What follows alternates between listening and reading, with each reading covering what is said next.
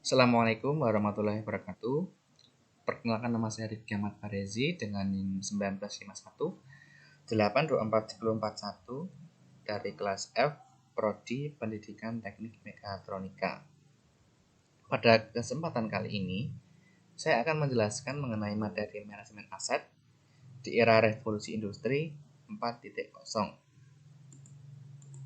Nah, apa saja sih yang akan kita bahas? Setidaknya kita akan membahas 6 hal ya, yang berkaitan dengan manajemen aset, meliputi pertama adalah definisi dari manajemen aset, kemudian tujuan dari manajemen aset, yang ketiga adalah pentingnya manajemen aset, keempat siklus manajemen aset, kelima revolusi industri 4.0, dan yang keenam aset manajemen sistem sebagai penerapan manajemen aset di era revolusi industri 4.0. Yang pertama adalah definisi manajemen aset. Untuk mendefinisikan manajemen aset, saya mengutip 3 pendapat dari ahli atau pakar. Yang pertama adalah menurut Hima Sugiyama. Beliau mendefinisikan manajemen aset sebagai perpaduan antara ilmu dan seni yang diaplikasikan atau diimplementasikan pada kegiatan pengelolaan yang meliputi proses perencanaan, cara inventarisasi, kemudian pemeliharaan, pembaruan dan penghilangan sampai kepada pengalihan aset secara efektif dan juga efisien. Yang kedua, menurut Kaganova dan McClure, di mana manajemen aset diartikan sebagai tahapan dalam pengambilan dan juga pengimplementasian keputusan yang sesuai dengan akuisisi serta penggunaan dan juga pembagian dari aset tersebut. Terakhir, menurut Dolly Schreger, manajemen aset ini merupakan suatu profesi ataupun keahlian yang saat ini masih belum populer dan hanya berkembang dalam lingkup satuan kerja, instansi pemerintahan, dan juga perusahaan gitu. Berikutnya, tujuan dari penerapan manajemen aset. Tentunya kita menerapkan manajemen aset ini ada tujuannya. Yang pertama yaitu pengamanan aset. Dengan kita menyimpan suatu aset maupun barang, tentu keamanannya harus kita selalu jaga dan juga pertimbangkan gitu. Nah, dengan menerapkan manajemen aset ini, keamanan dari aset tersebut dapat kita jamin. Kemudian untuk kejelasan status kepemilikan aset. Terkadang kita menyimpan suatu aset tersebut tidak hanya milik kita sendiri, ada juga milik aset orang lain yang dimana dapat menimbulkan risiko tertukarnya aset ataupun digunakannya aset yang bukan miliknya. Dengan kita menerapkan manajemen aset ini, hal tersebut dapat kita minimalisir dan dapat kita cegah. Kemudian inventarisasi masa pakai aset. Ketika kita menyimpan aset, hal yang pasti terjadi adalah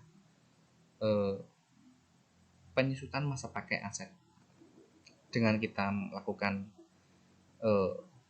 atau menerapkan manajemen aset ini, inventarisasi masa pakai aset tersebut dapat kita lakukan dengan mudah, sehingga masa pakai dari aset yang kita simpan dapat diketahui, yang dapat digunakan untuk menentukan strategi penggunaan dari aset tersebut.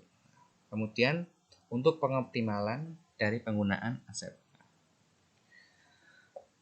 Ketika kita akan menggunakan aset, kita harus mampu untuk menggunakan secara maksimal dan juga optimal.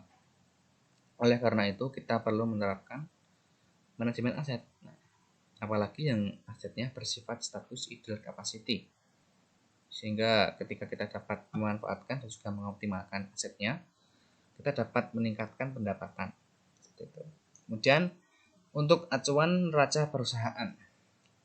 Neraca perusahaan merupakan suatu jenis laporan yang terdapat informasi mengenai aset, kemudian kewajiban pembayaran, kemudian biaya operasional perusahaan, dan sampai pada modal pada waktu tertentu.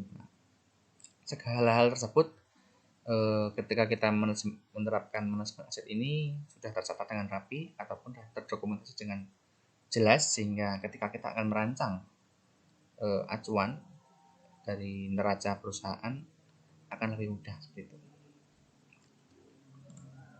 Kemudian pentingnya menerapkan manajemen aset. Setidaknya terdapat 6 hal ya kenapa jadi alasan kenapa penting untuk menerapkan manajemen aset ini. Yang pertama adalah nilai.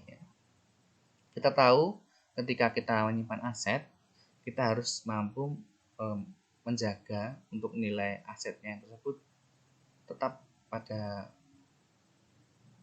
posisi yang setinggi-tingginya. Oleh karena itu, ketika kita menerapkan manajemen aset ini, kita dapat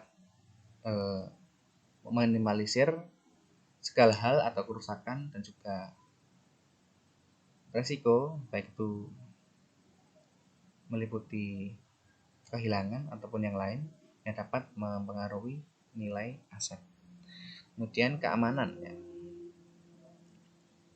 Ketika kita menyimpan suatu aset dalam jumlah banyak, maka fungsi kontrol akan lebih sulit untuk diterapkan. Oleh karena itu kita perlu menerapkan manajemen aset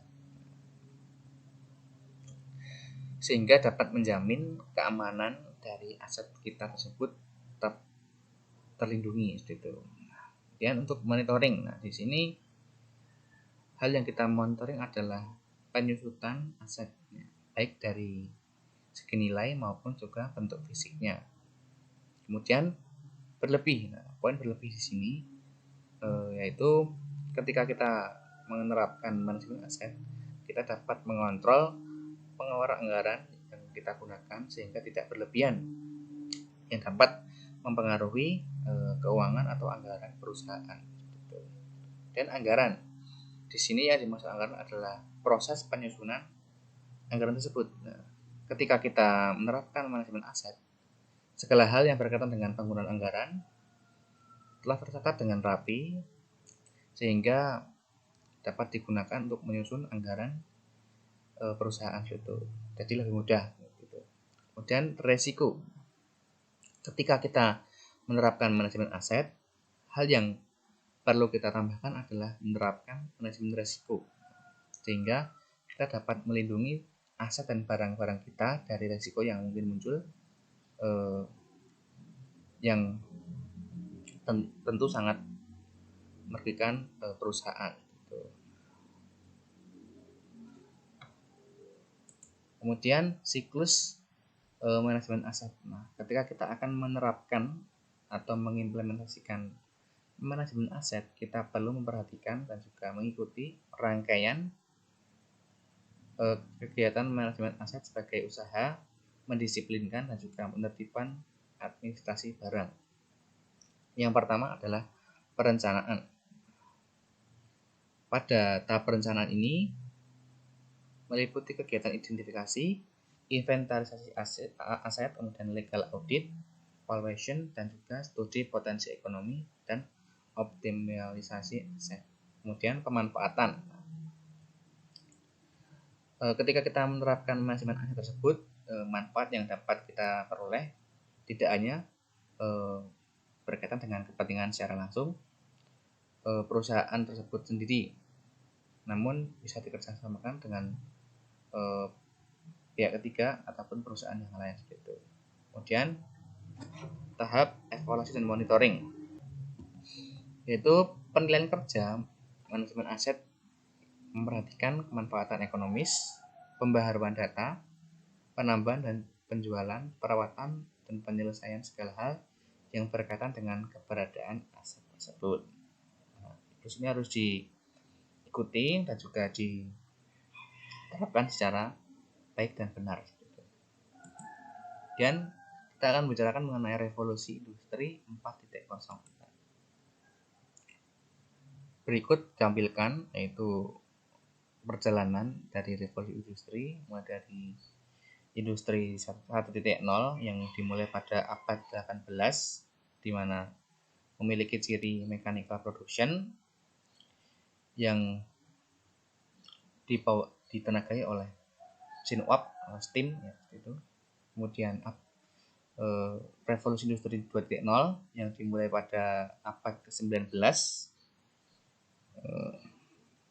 di mana menggunakan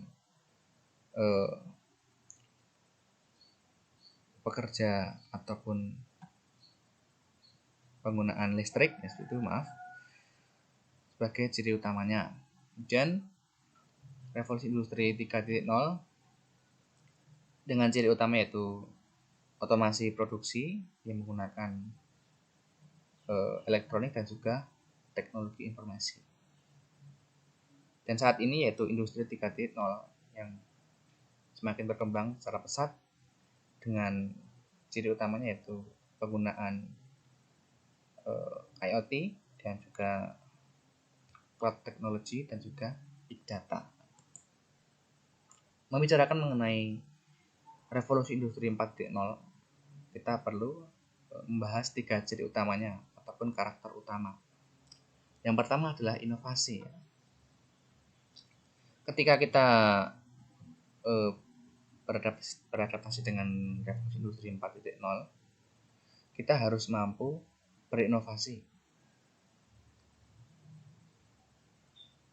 Karena eksistensi dari suatu perusahaan adalah inovasi tersebut. Nah, dengan kita mampu berinovasi, kita akan selalu memiliki peran dan juga tempat dalam ekosistem yang kita tempat tersebut. Misalnya ya industri, kita harus selalu berinovasi sehingga kita tidak ketinggalan zaman seperti itu. Kemudian otomasi ya. Revolusi industri ini mengubah dan mengurangi peran manusia yang akan digantikan oleh mesin yang berdampak pada penurunan biaya produksi, namun peningkatan akan terjadi pada output kerja yang dihasilkan. Kemudian transformasi informasi. Nah, ciri utama dari 4.0 ini adalah penggunaan internet yang menyebabkan transformasi semakin cepat, namun ukurannya kecil, itu yang membuat data semakin tak terbendung, sehingga sangat efisien ketika kita menggunakan transformasi informasi ini. Kemudian aset manajemen sistem.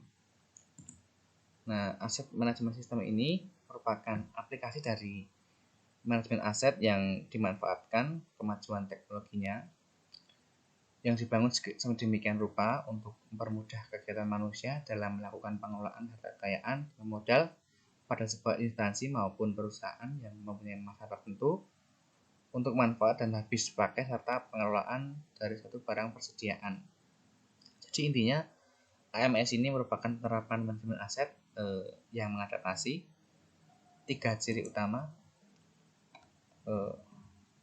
dari revolusi industri 4.0 ini. Nah, fungsi dan manfaat AMS juga banyak sebenarnya. Di sini saya cantumkan 4 saja untuk masing-masingnya. Pertama yaitu untuk fungsinya dapat menyajikan informasi. Karena kita menggunakan internet ya, informasi yang disajikan selain valid juga akurat, namun juga real time, yaitu bisa terus diupdate setiap waktu. Kemudian sangat membantu inventarisasi. Semakin mudah karena sudah menerapkan teknologi sehingga proses inventarisasi dapat dilakukan secara menyeluruh, cepat dan juga akurat. Kemudian pengembangan perencanaan strategis.